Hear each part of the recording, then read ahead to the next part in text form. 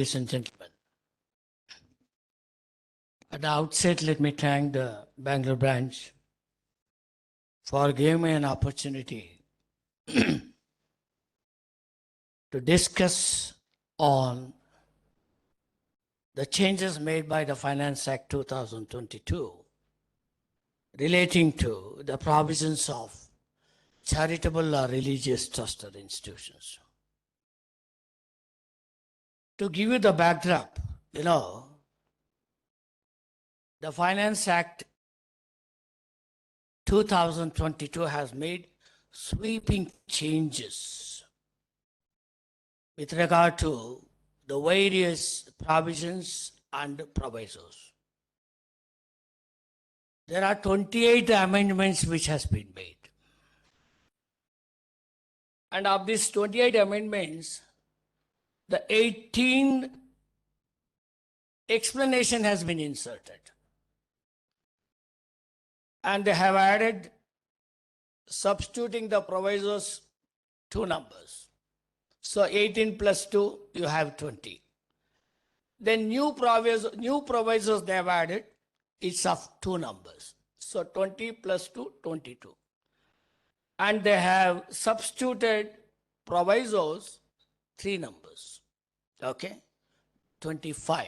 And then new subsection has been inserted, both in respect of section 1023C as well as section 11, 3 numbers. So total you have about 28 numbers. Okay?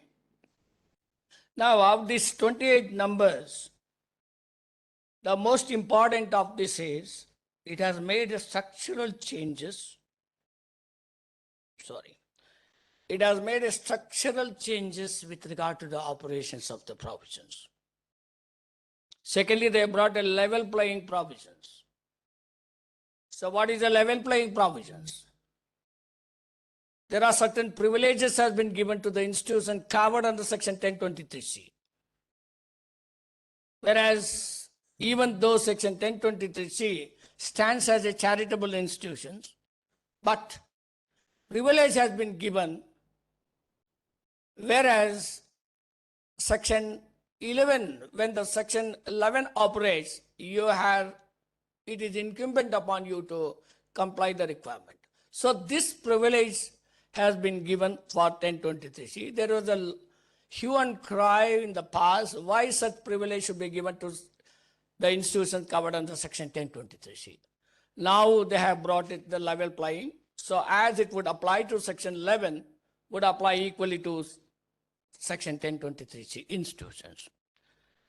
And then there are substantial changes made with regard to the cancellation of registrations. It has been revamped, restructured. It has been restructured in such a way.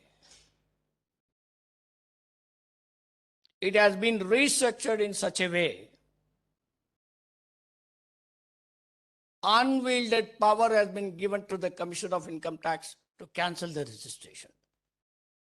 Take example, wherever there is a second proviso, section 143 applies, AO can refer to the Principal Commissioner or Commissioner of Income Tax, based on which commissioners will give you a show cause notice, based on which he can take a stand for cancellation of registration, and within 6 months, order has to be passed.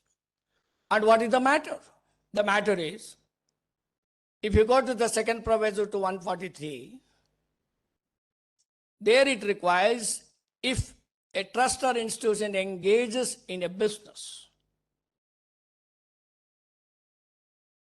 which is not incidental, and based on the inference arrived by the AO, he makes a reference to the commissioner saying that this is a case where the associate is engaged in the business, therefore you can take up the matter for cancellation of registration.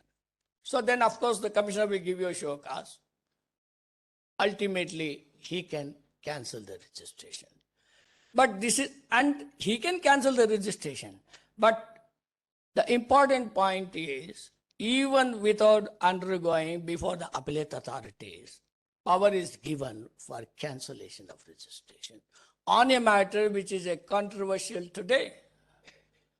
whether a particular activity is a business or not, whether particular activity is incidental or not, whether particular activity is a business or incidental to the attainment of the main object is the most controversial aspect today.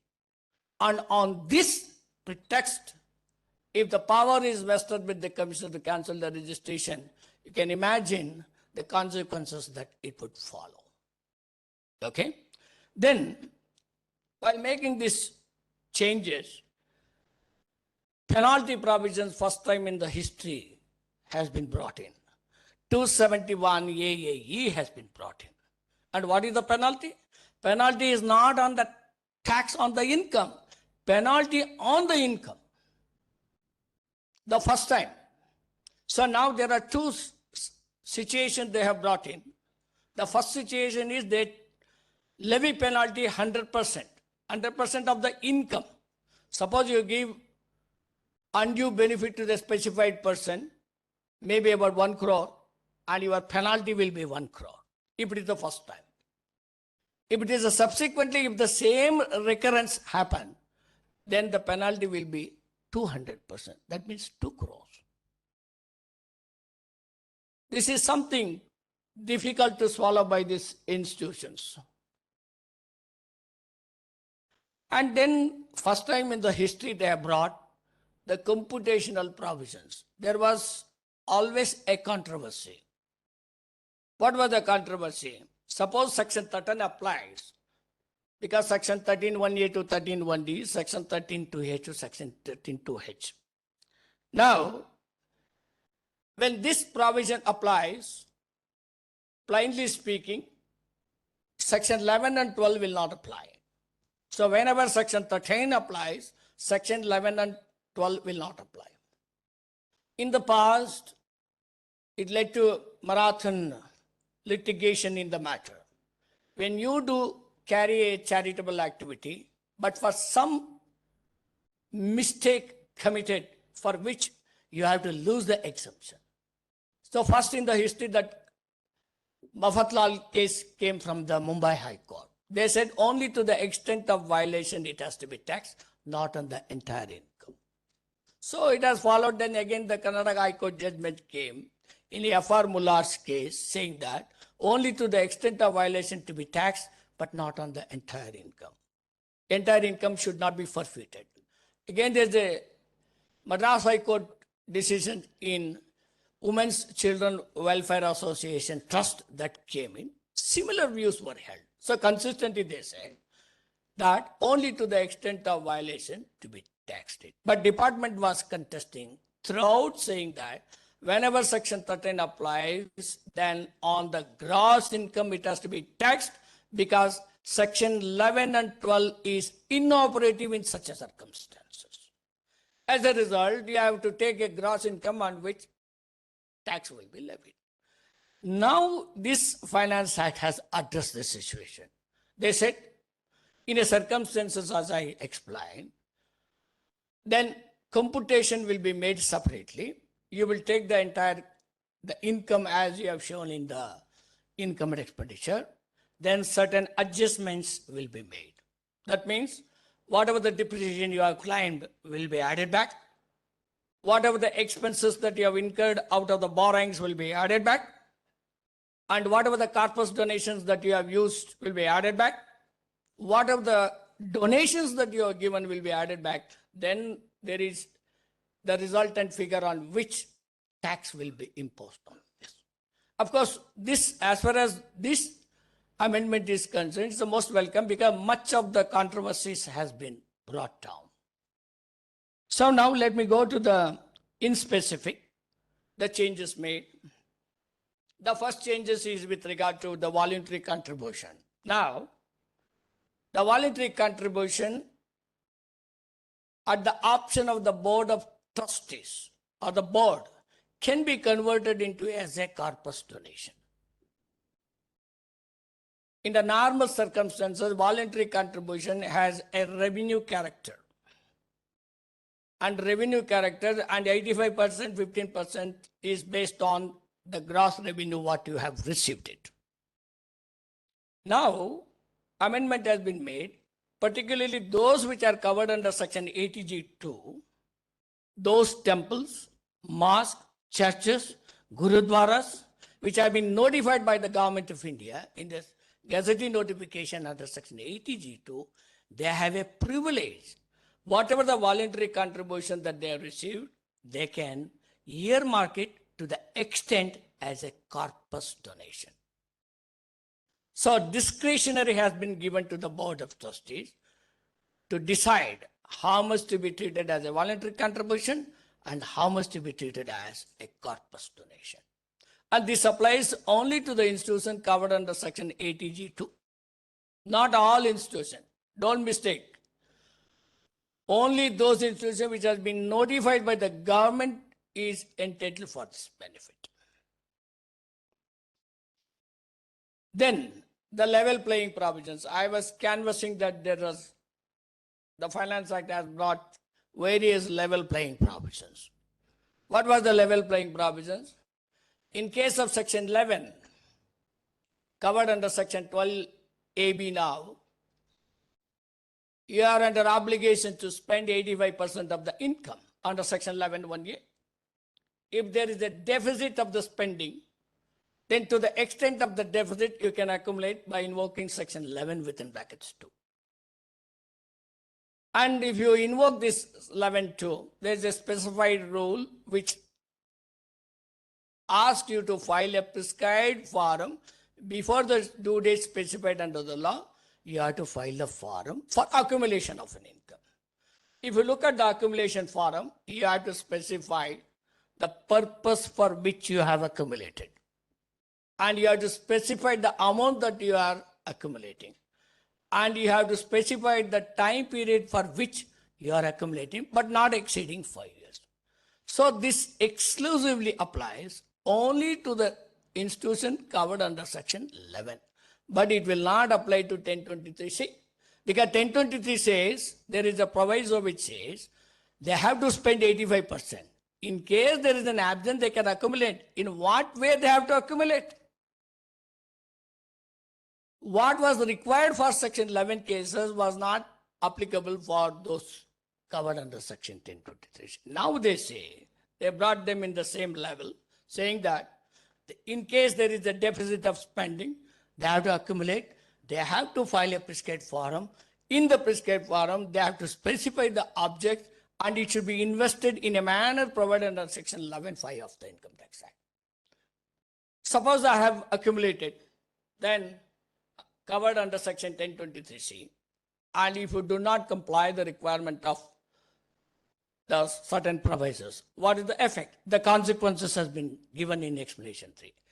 So that means in explanation 3, if the income is applied for such purposes, other than holding exclusively to the objects for which it is established, then exemption will not be available. Again, when it ceases to remain invested in a specified manner, exemption will not be available. Suppose it is not utilized for the purpose which is accumulated or set apart, exemption will not be available.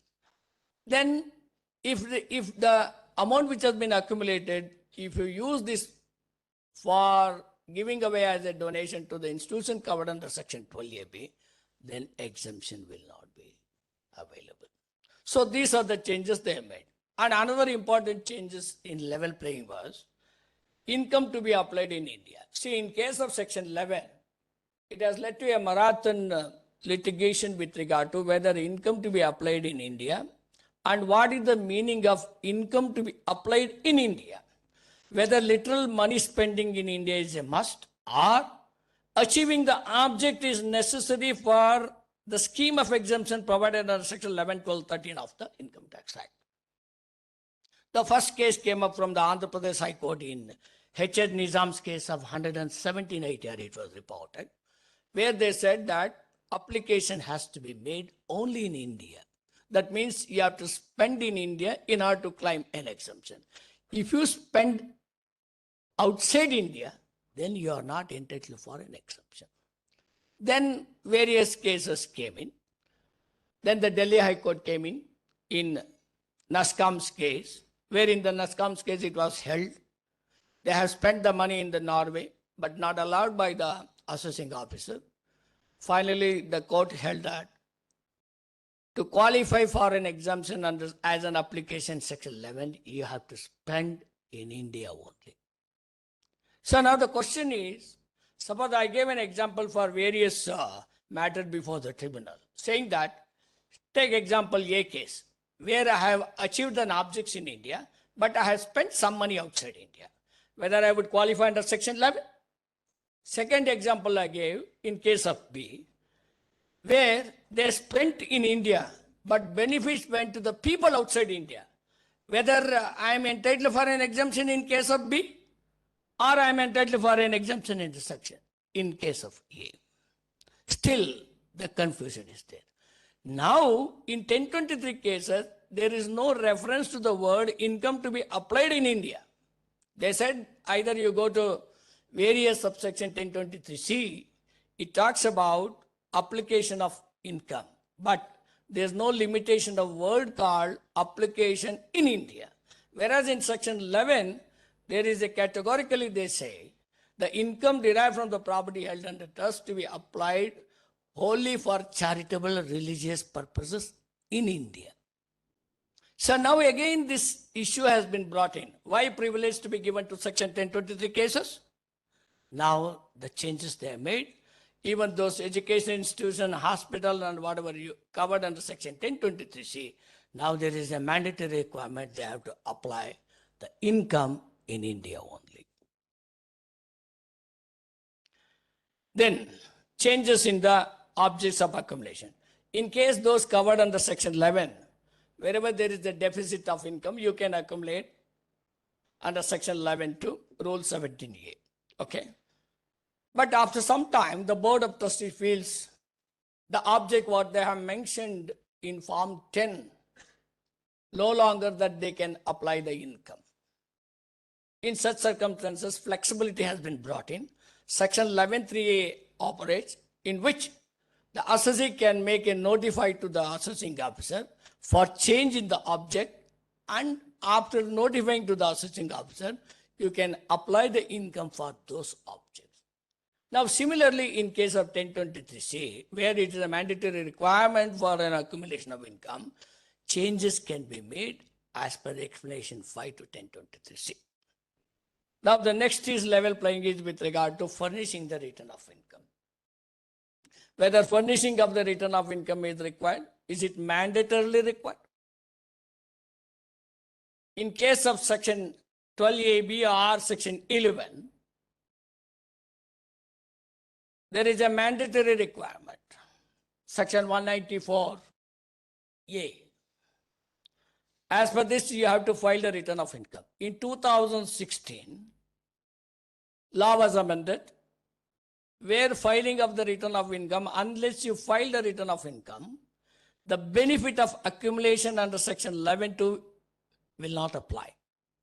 So therefore, unless you file the return within the statutory time provided within the due date, the benefit of accumulation will not apply. Again in 2017-18 has been amended, and they brought a provision in section 12A. 12A is a primary section. In 12A, they have brought in section 12A 1BA, which says, the person who deriving the income from property held under trust, he has to file a return of income within the due date. If you do not file the return of income within the due date, exemption will not apply. In 2019, CBDT has brought the circular. In 2020 also 2/20, where they said condonation has been brought in, where you can approach the commissioner for condonation of delay. Again in 2021, two circulars has been brought in, where in the first instance, exemption will not apply. However, you can approach for condonation of delay. If the condonation of delay is less than 365 days, you can approach the jurisdiction commissioner of income tax. Beyond 365 days, you have to approach the Central Board of Direct Taxes. Now in case of 1023C, law was amended. It is a mandatory requirement in order to claim an exemption filing of return of income is a mandatory requirement. So now they brought almost similar to what section 11. Accumulation you have, investment you have, filing return of income is there. So this is called the level playing provision. So let's go over to the cancellation of registration.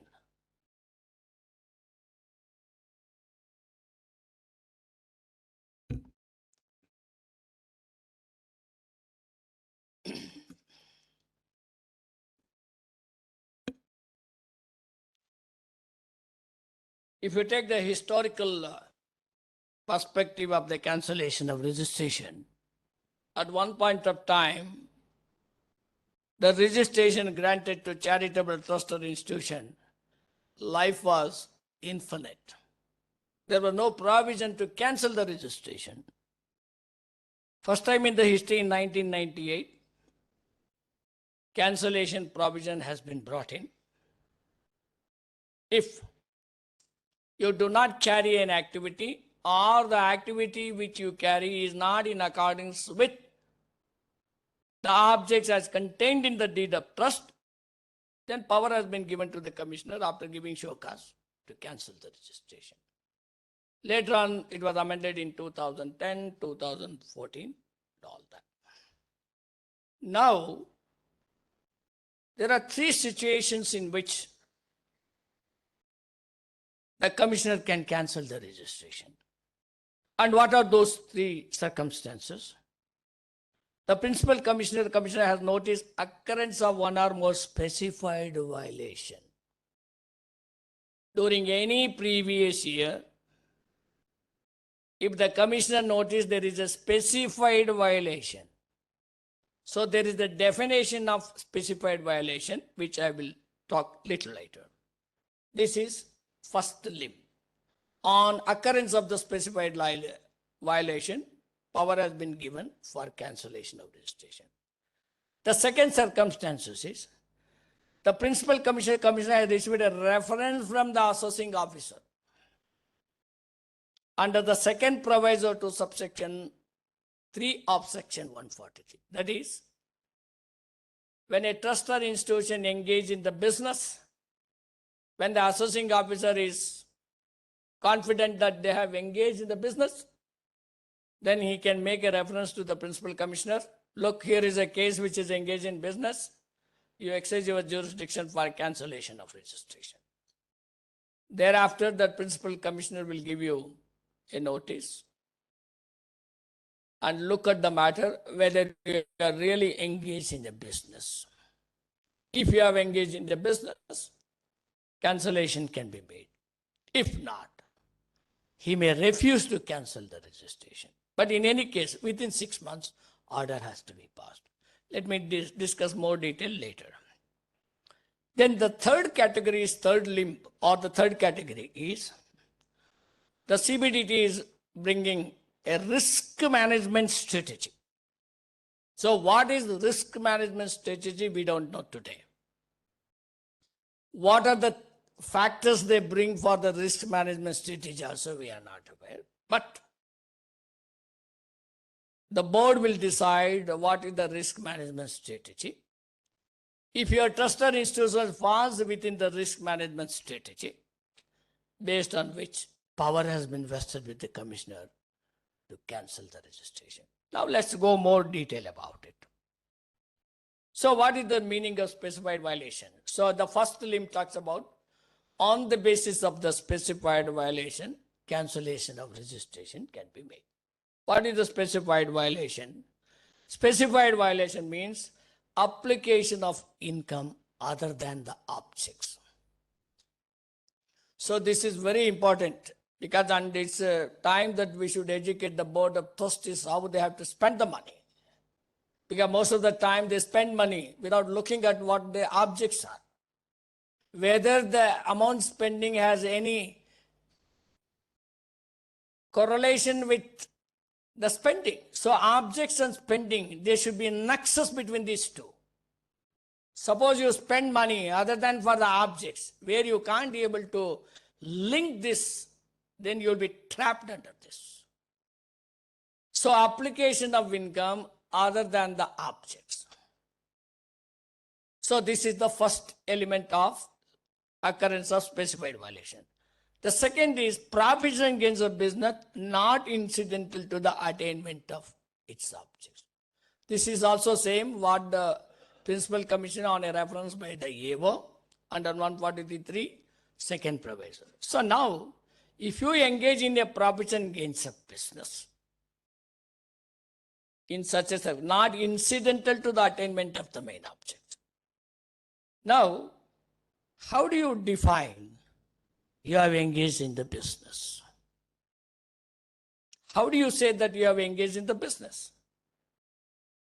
Because enough attempt has been made to understand the principle and the concept of this. Because the world in 2008, the law was amended the first time.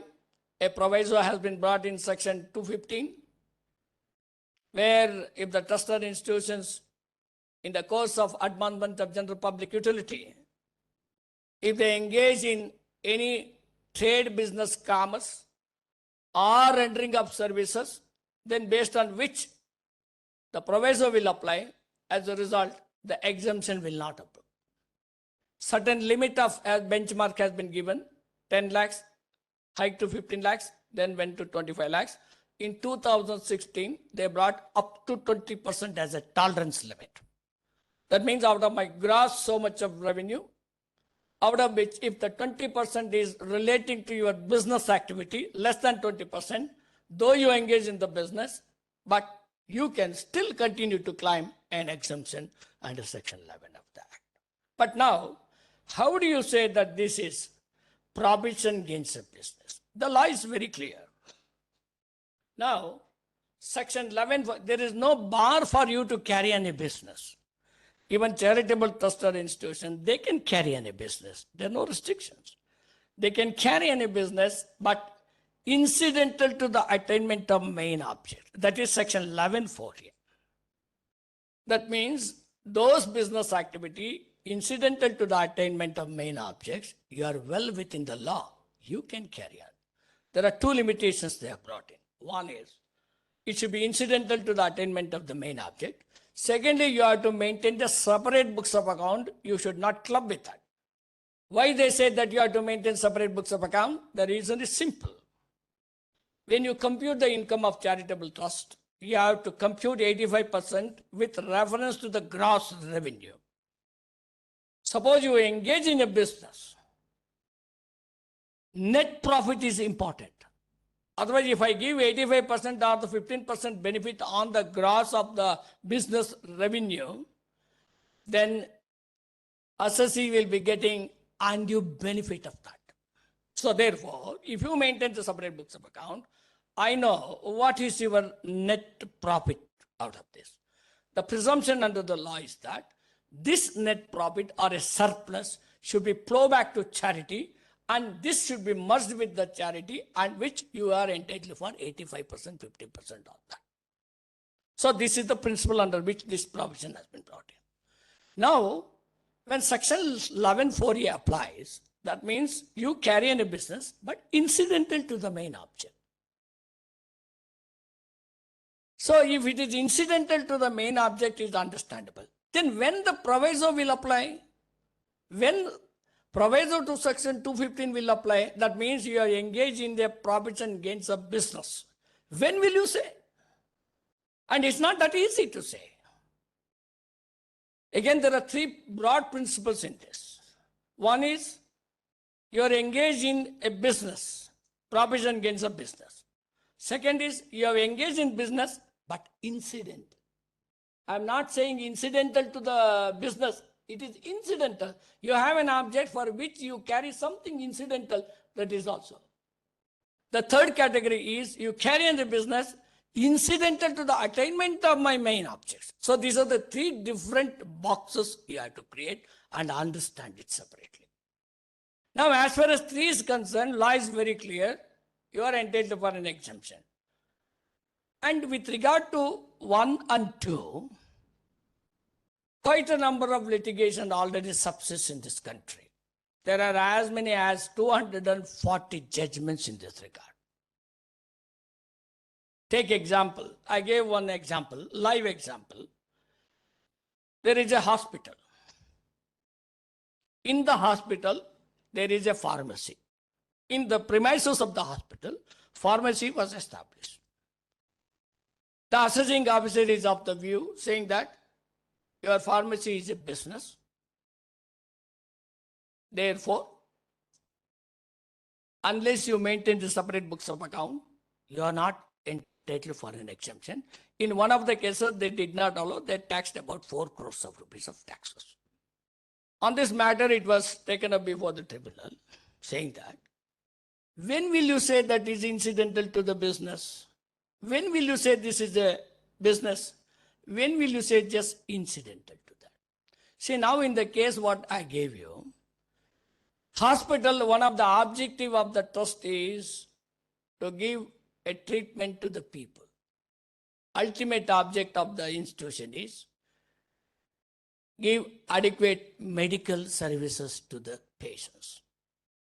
If you do not have a pharmacy, where will the patients go? Correct? Where will they go? Then I said they would have dead and gone if I don't have the pharmacy. And you can't just prescribe and say that they ask them to go and buy from elsewhere. Then how do we draw the distinction? The distinction is simple. We placed an argument. If the institution were to intend to do it as a business, I would have opened an outlet outside my hospital. I would have created outlets somewhere because I'm intending for a common people to, public to come and buy the medicines. When I establish within the presence of the hospital, it means only to subserve as a facilitator to the patients. Then question came up, is it a business or just incidental? Finally, tribunal agreed it is only incidental, not as a business. So this is the second concept you must. The first concept, of course, profits and gains of business. If you look at our book also, we have dealt very thoroughly in chapter 8. What circumstances it says profits and gains of business. There are about 12 factors that you have to analyze to come to an inference that there is a business. Unless those factors, and one of the most important factor is the profit element. If you engage in a business, you intend to do profit. You do not intend to lose money, but you intend to do for a profit. Therefore, this is one of the very strong factors to be considered for considering as a business. So likewise, there are about 12 factors have to be analyzed. After analyzing all these 12 factors, if those factors subsist, then it is a case where you engage only in a business. When you engage in a business, this will apply. So in the future, in the near future, probably this become every other day that we will encounter these issues. Okay, then the next factor is activity, is not genuine. Suppose the meaning of specified violation, if your institution is not genuine or not being carried out in accordance with the condition for which the registration is granted. Two are very important. What is not genuine? That means it's a spurious. How do we define? It's not a genuine. The word looks simple, but implementing this and elaborating to the context, it poses difficulty. If you look at the General Classes Act, and there's one judgment of the Partnership Act, under which it says that to say it is not genuine, when it is opposed to the public policy, then it is not a genuine. Suppose you do something with intention to defraud something else, then it is not a genuine. Then the second category is not being carried in accordance with the condition which the registration is granted. Now, if you look at the 10AC, the recent 12AB after the application, you will get 10AC. You have a list of conditions that they have enumerated. There are about 10 items that you will find. If you do not comply those 10 items, you will be caught under this. is not being carried out with the condition with the registration. So registration they have granted, subject to 1 to 10 items. In the course of that, if the 10 items has not been complied, then you will come under the purview of this. So therefore, you should be very careful. Look at the what conditions they have prescribed.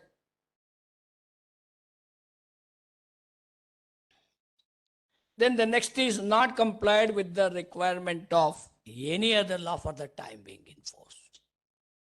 This is yet another dangerous provision has been brought, first time in 2019. In 2019, law was amended. They said registration of cancellation. If you have not complied with any other requirement of law for the time being in force. That means, first you must find out which are the law that would apply to you. Okay? How many laws are there? And secondly, you must find out the laws for attainment of your objects. Thirdly, if there is any decree or order passed under those enactments which has a bearing on the achievement of your objects, then you are trapped here. Is it professional tax will apply? Provident Act will apply? Gratuity Act will apply? Societies Act will apply? Indian Trust Act will apply? Foreign Contribution Regulation Act will apply? Which law? To my thinking, only those enactments which has a bearing on the achievement of the object. Suppose you are constituted under the Societies Act. If the Registrar of Society passed an order for winding up your society for various reasons, where you have not appealed, and the decree or the order becomes the final, and based on which power is vested with the commissioner to cancel your registration. Suppose you have been registered under the Foreign Contribution Regulation Act. You have not filed the annual return. As most of the cases, there are 7,500 cases where they have not filed the annual return. Just because you have not filed the annual return, now you have to pay 5% of the penalty on the foreign contribution that you've received. But most of the institutions, they are finding they don't have money to pay because no donor pays you for the penalty. So those who have not paid, maybe after some time, registration will be cancelled. The moment registration is cancelled under the FCRA Act, again it will bring it to the notice of the commissioner here. Parallelly, the commissioner will cancel your registration. This is how it is interlinked.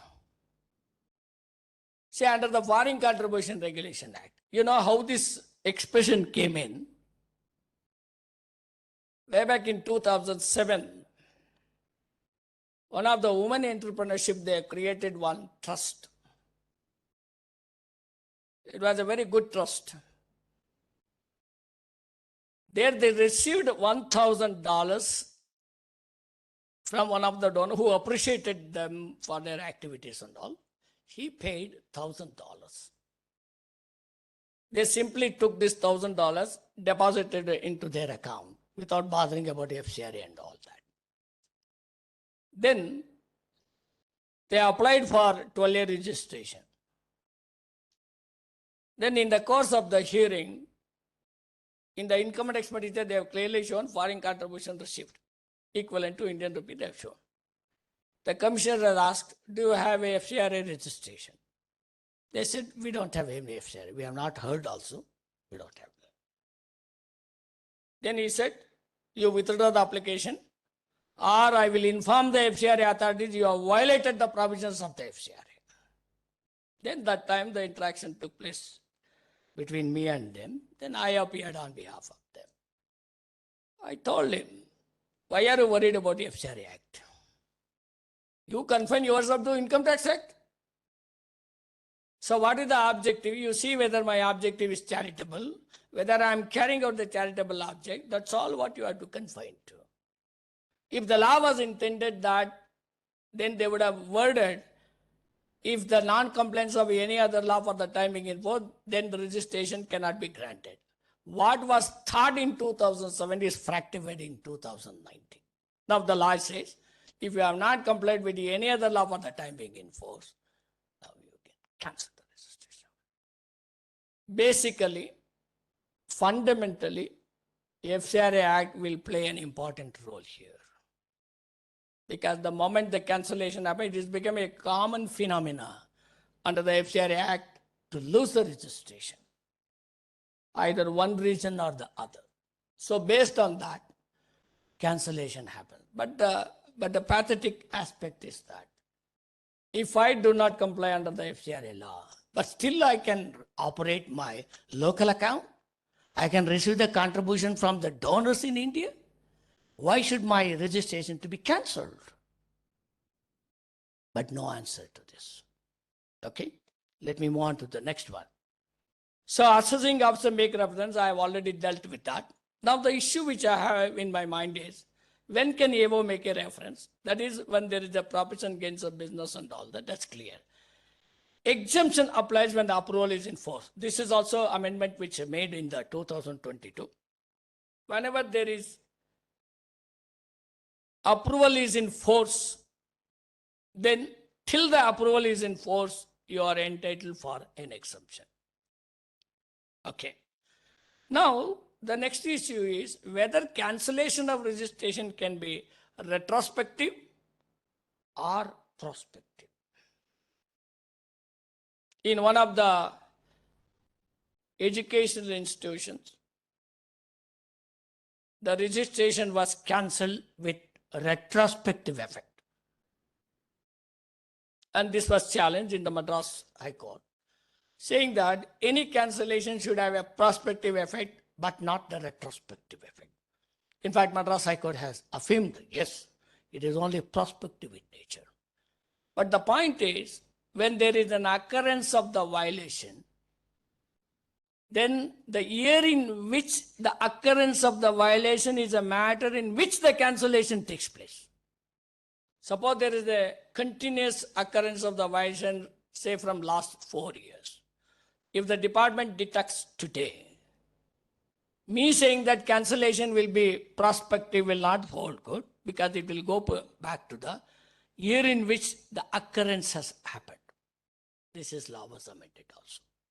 So this is very important, where there is a continuous violation happening over the years, the year in which they detect, from that year onwards, cancellation follows. Whereas prior to this amendment, the cancellation was prospective but not retrospective. So cancellation of registration at the time of the breach in notice, that means when the breach happens. Suppose breach happened 5 years ago, then that is the time which cancellation follows. Okay. Then the risk management strategy that we have already discussed. Then other changes which they made is application of income when the sum is actually paid.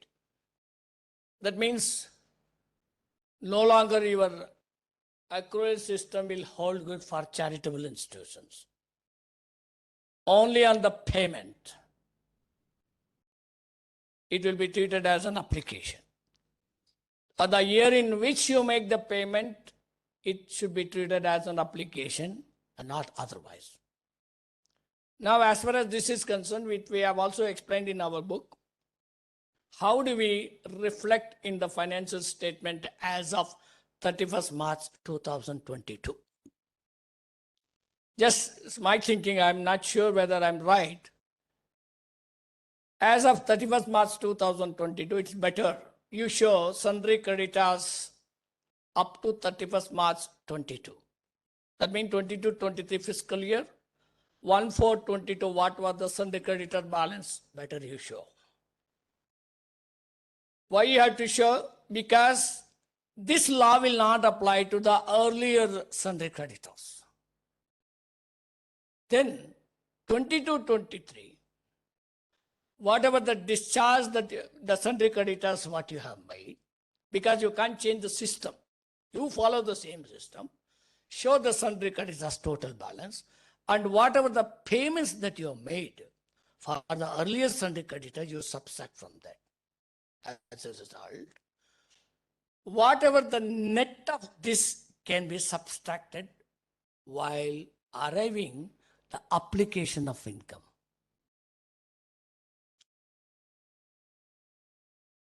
Hope you, my friends, got my point.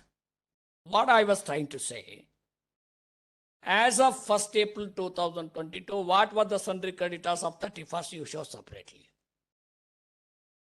Then during the financial year 22-23, the sundry creditors that you have a balance, right? You have a sundry creditors balance. Do not mix with the opening balances. The opening balance of what you have discharged during the year, you subtract separately. So the remaining balance of sundry creditors as of 31st March 2023, while you're computing the income of application or an expenses, you subtract this amount. Because this onerous lies with the auditors also. When you are giving an audit report in Form 10B, the income applied for charitable trust or institution, the first column in the annexure prescribed to the Form 10B, you have to state, therefore you have to make very clear calculations in this regard. Then any sum claimed in a year cannot be claimed again. The income applied directly indirectly for the benefit of specified person is deemed as an income. Of course, in any case, 13.3. But the question is, in case of section 1023C, whether section 13 will apply or whether section 13.3 will apply or not was a matter before the court. Because in case of section 11, there is a reference to section 13. In case of section 12A(b), there is a reference to section 13. Whereas in case of section 1023C, there is no reference to section 13. So as a result, question came up whether section 13 will apply to the cases covered under section 1023C. Again, there is a Madras High Court judgment. It says it will not apply because there is no reference to the word section 13 in case of section 1023C. Now they have made an amendment saying that even for 1023 cases, section 13 will apply, section 13.3 will apply. That means any undue benefit given to the specified persons are defined under section 13.3, then you lose the exemption on that. Then income chargeable to tax, as I have already explained, specific computation provision they have brought in. How to compute the income in case of the violations. Okay. Then section 40A, 40 mutatis mutandis will apply. This was brought in 2020 Finance Act. Same thing they have substituted now. And sit off and carry forward of losses will not be allowed. Again, this was there in 2020. Same thing has been substituted in 2020 Act also. Now we will come back to the other amendment with regard to maintenance of the books of account. Is there statutory mandatory requirement to maintain the books of account for charitable trust or institution? Is there any mandatory requirement? If so, under which provision will apply? If you look at the Income Tax Act, 44A will apply for the maintenance of books of account. If you look at that provision, it applies only in case of profits and gains of business or profession. Those charitable institutions who have not engaged in business, which books to be maintained? What are the books to be maintained? What are the documents to be maintained? Law is silent. In fact, in our first edition, we have brought this aspect. Law has not prescribed for the maintenance of books of account for charitable institutions, and also there is no consistency of maintaining the books of account in case of charitable institutions. Now, this has been brought in. The government will notify what are the books of accounts to be maintained by charitable or religious institution. It not only the books of account, what are the documents to be maintained also they will prescribe. Not only what are the documents, where to be maintained also they are going to prescribe. So now there is a mandatory requirement, books of accounts, documents, place in which these accounts to be maintained. Then audit of accounts, of course, the earlier section 12A, small b, 1b has been reproduced, where the income for exceeds the maximum amount not chargeable to tax. Before giving effect to section 11 and 12, for exceeds, then it's a requirement for audit of accounts. I think morning session they have already dealt with that. Now, how to compute the income in case of violations? How do we compute? As I said the first time, this is a very welcome amendments they have made. Much of the controversy has been minimized. Now, how to compute the income? They will take the income as per your income and expenditure. What is my net surplus that you have? And out of this, adjustments are made. The expenditure incurred, if it is out of corpus, will be added back. Second, expenditure, if you have incurred out of the borrowings, then to that extent will be added back. Thirdly, if you have claimed any depreciation, that will be added back. Then any contributions or donation given out of charge debited to the income and expenditure will be added back. Then the net resultant is a taxable income on which tax will be levied. Clear?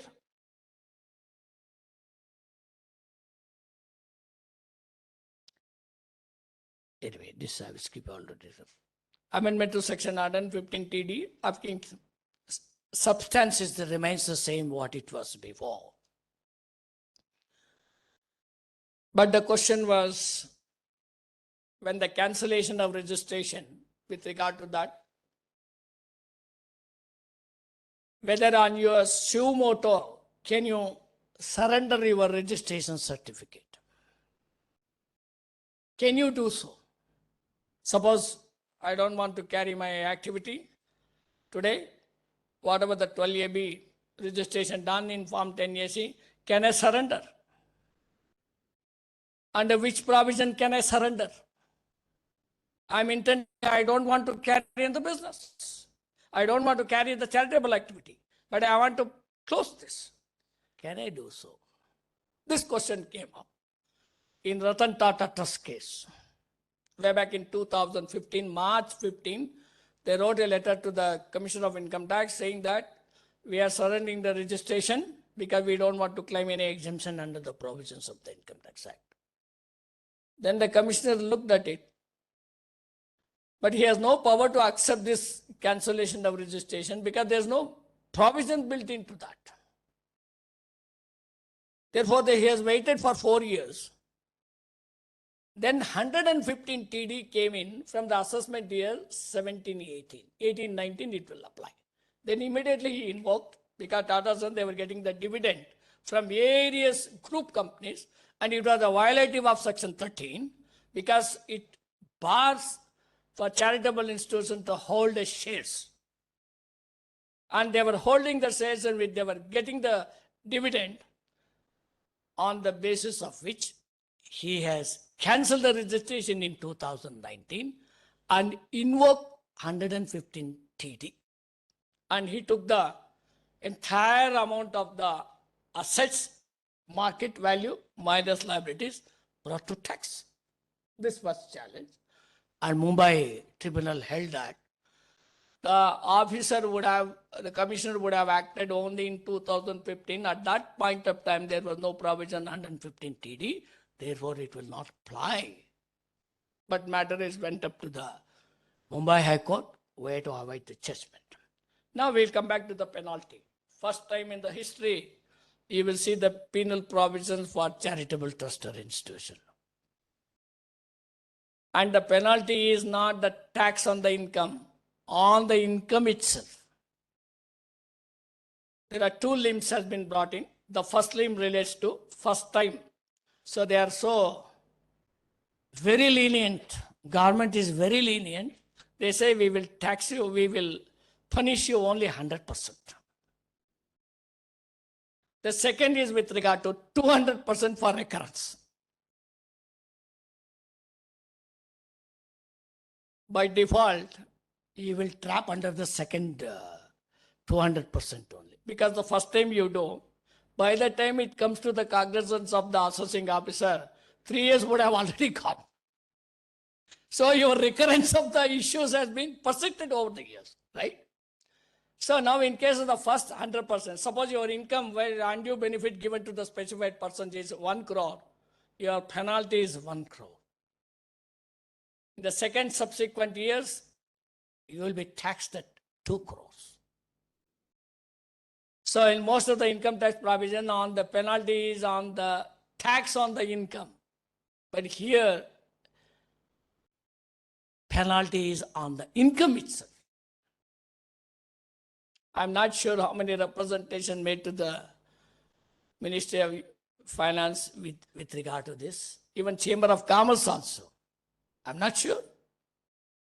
This is the deadly provision.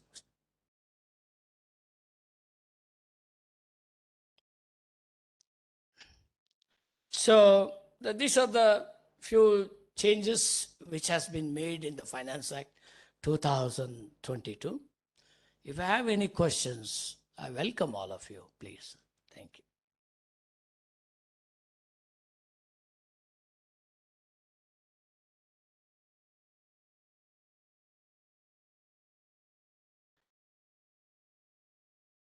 Pardon? It's a penalty. That means the trustee has not observed some principle which he is supposed to observe.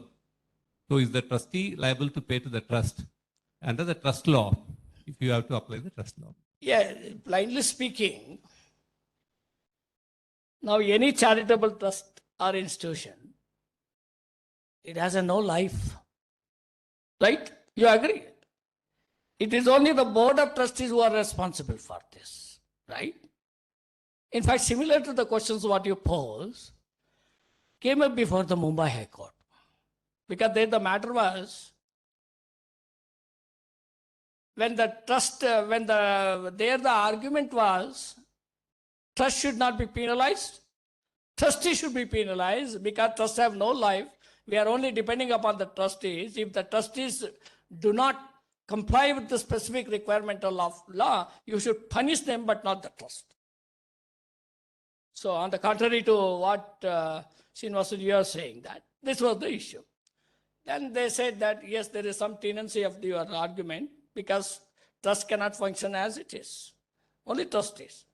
So then first we will look back to your sources of income. If you are quite adequate to meet, we will take away from the trust. If there's a deficit in the trust, we will come back to the trustees.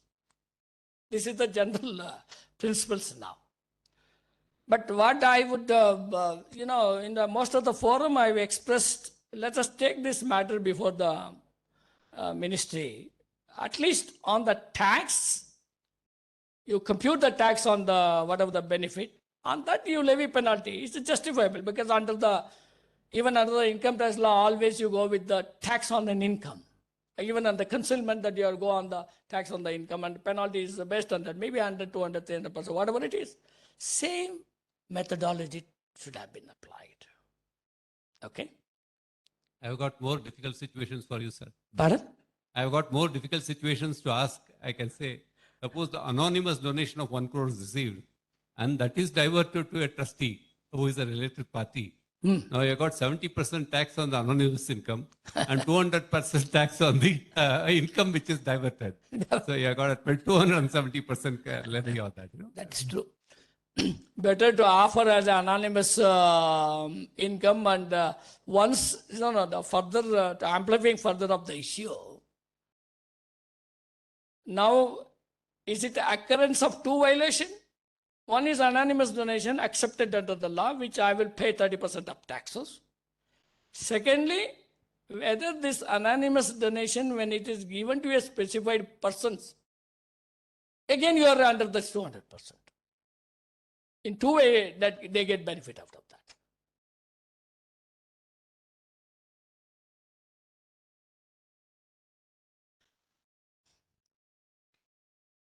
So any other questions, please let me know so that. Sir, do you see the prospect of 1023C and Section 11 being merged at some point in time?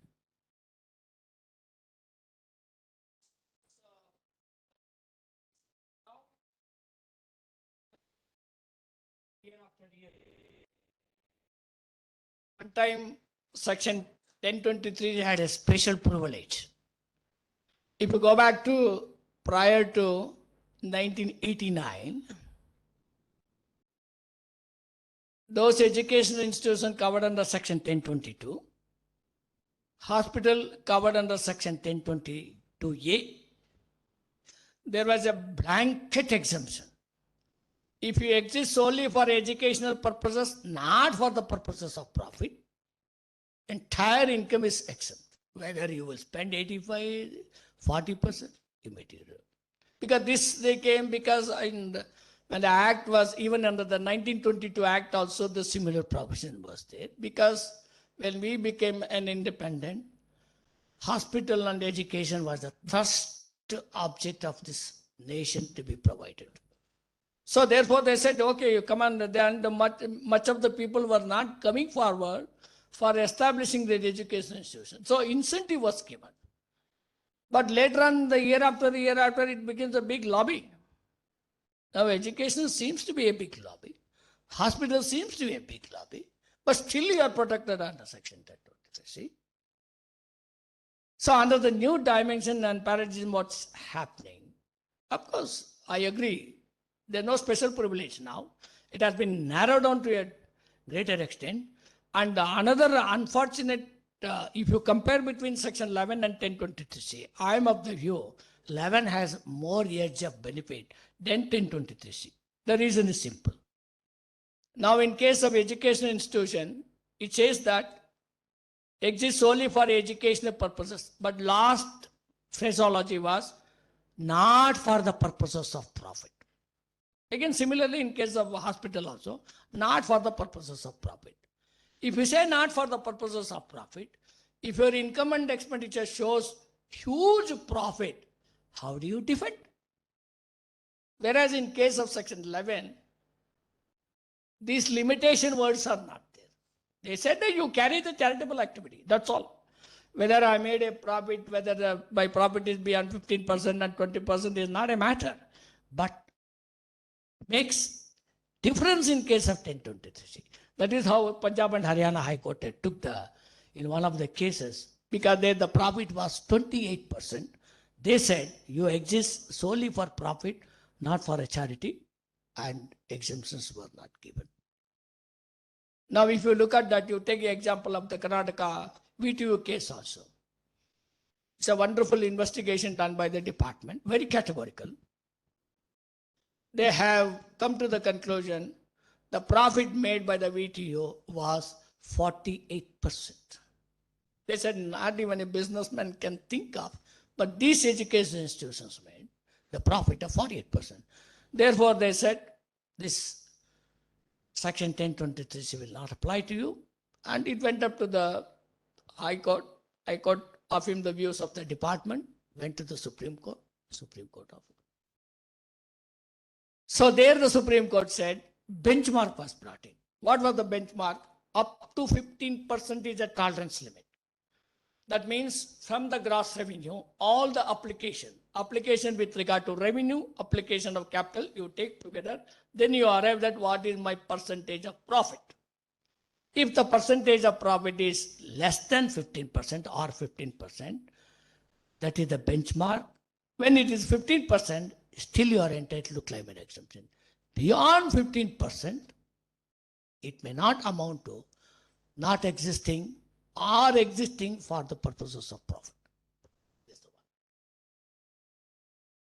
Sir, is there any list of expenses permitted, like, salary to the trustees, or can they be permitted? What is the limit? Whether they are genuine or otherwise, is it subjective or it is governed by some prescription under the act or? So what you are saying is whether remuneration can be paid to trustees or not. Correct? Precisely. See, law does not bar for payment of salaries to the trustees. After all, trustees, they are also human beings. And they have been working, you know. When the trustee works from 9 to 5 o'clock or 6 o'clock, he is discharging his function. Why he should not be paid? He can be paid. But the point is, when you reflect in your books of account, will you pay as a trustee or will you pay as a person? That makes the difference. If you pay remuneration as a trustee, that's not allowed. If you pay to a person for his rendering of services, it is allowed. Second limitation is, it should be reasonable. What is reasonable, nobody knows. And look at the pathetic situation. This is such a qualitative judgment. Because salary, okay, you say 1 lakh for the trustee. Then AO says, no, he is fit for only 50,000. How he arrived at the 50,000? God knows. Okay? And this is a qualitative judgment. Because what you say, what I say is a qualitative. Now I will give an opportunity for the trustees to defend why you should be paid 1 lakh salary. He has to defend. Because my qualification, my experience, my contribution, these are the work I discharge, these are the responsibilities I undertake. Because these are the factors ultimately will be appreciated at the tribunal level, not at the AO level. But it's a qualitative.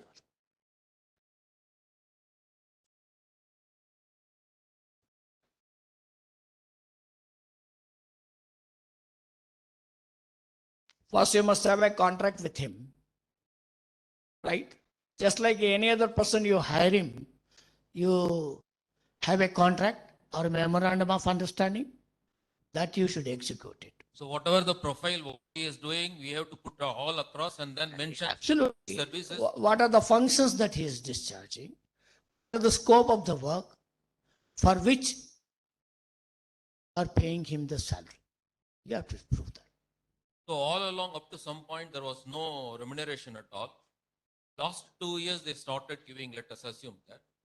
If we make a documentation such a way that, you know, for this profile of services, what you are using around 1 lakh rupees per month, it won't be a problem.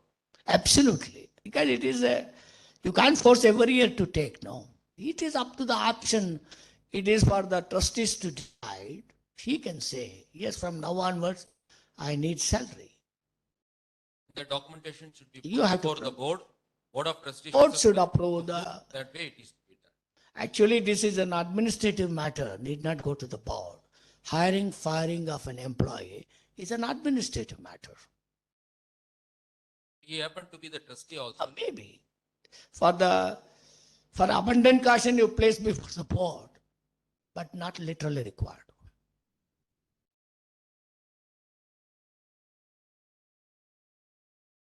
So any scheduled bank, if you hold it, that is one of the form prescribed in 11.5. You can. You are entered.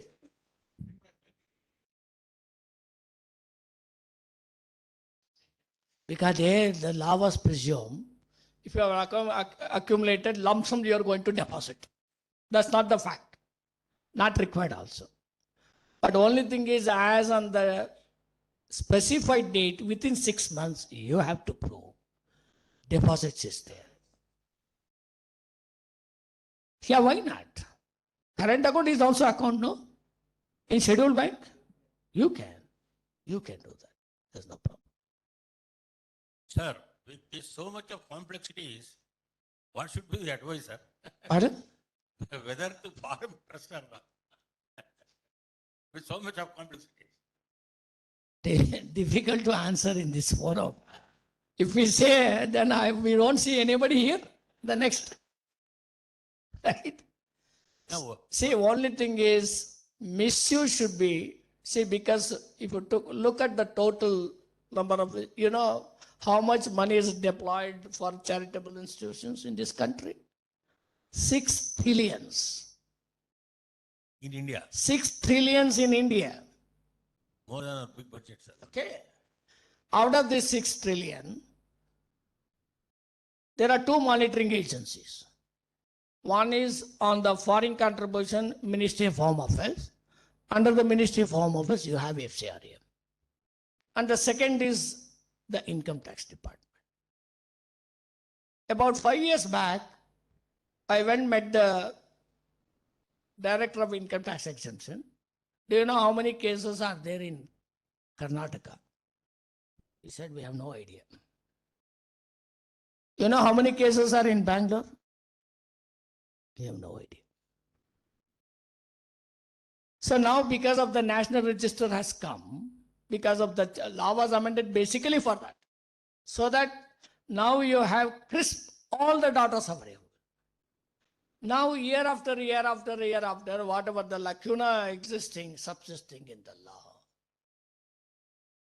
they are minimizing year after year. See, ultimately, if you exist for charitable, if you carry charitable activities, I don't see that there is any problem in it. Any problem. Sir, it is mandatory to register with Niti Aayog, sir? Niti Aayog in case of FCRA, but not under the Income Tax Act. Not necessary. No. FCRA it is a must, without which registration or prior permission will not be given. Thank you, sir.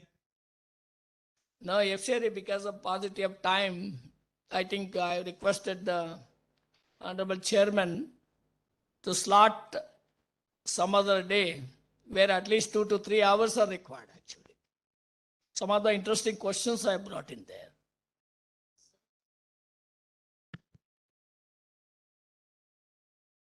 Remittances are being received by these charitable organizations from overseas. Just answer your question that how many are there? It is not very clear you were mentioning. All the foreign inward remittance certificates of all the banks in the country for select period. We download and either manually or through some system, sort it out and find out where from the money have come. I mean, it is tedious, yes, but Now what is your issue? that we can find out the volume, I am saying. No, just I want to know, so to answer. So the volume of institutions or they are receiving, institutions that are sending, at least one ballpark number we will be able to identify. See now, as you know, even under the income tax, the artificial intelligence is working very fast. Department may be 25 times ahead of us, blindly speaking. So in the future, probably your return is filled by the system. They will ask you to put your thumb impression, that's all. So that's the kind of technology that they have developed. They will have all the inputs available.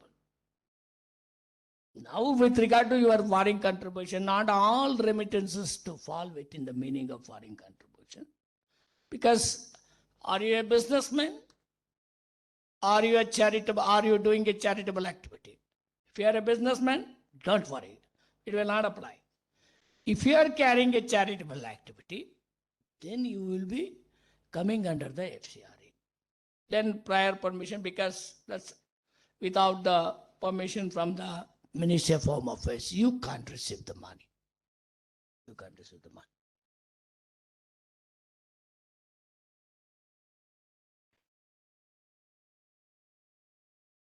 Accounting standard basically applies when you engage in business.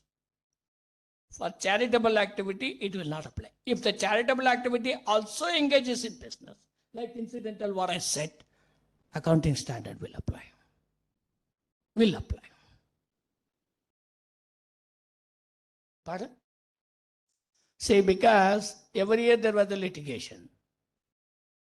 Because the basic fundamental principle was charitable institutions is restrained holding shares of any company. In fact, recently one issue came up before me, whether Section 8 company shares can be held by the trust. See, business is different. Now, Section 8 company, which engaged in charitable activity, their shares were held by the trust whether it is a violation of Section 13 of the Income Tax Act. Because there's no distinction. Law did not distinguish between for-profit or non-for-profit institutions. Simply it says if you hold a shares within reasonable time, within 1 year, you have to dispose those shares. If you hold it continuously, perpetually, you are violating Section 13. When you violate Section 13, Section 11, 12 will not apply. Therefore, exemption will not apply. You will be brought to tax on the gross income. So therefore, they said why we should take the risk. They surrendered. But commissioner said, you may surrender, you have given me certificate, but I can't act because I don't have powers to accept your surrender certificate. That is how it went on. It's a very nice statement. Pardon? No, that's based on the constitution. No? They pay without exemptions and all. Thank you, sir. I thank CA N Suresh sir for handling the session and imparting knowledge related to the recent amendments in the Income Tax Act related to trust. I now request CA Prabodh to give sir a token of appreciation.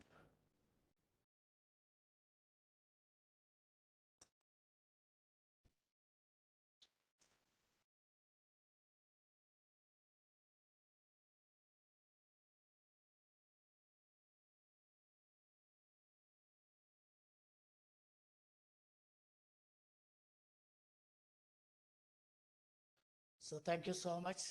Welcome, sir. Now we break for tea and we'll assemble back by 4:15. Thank you.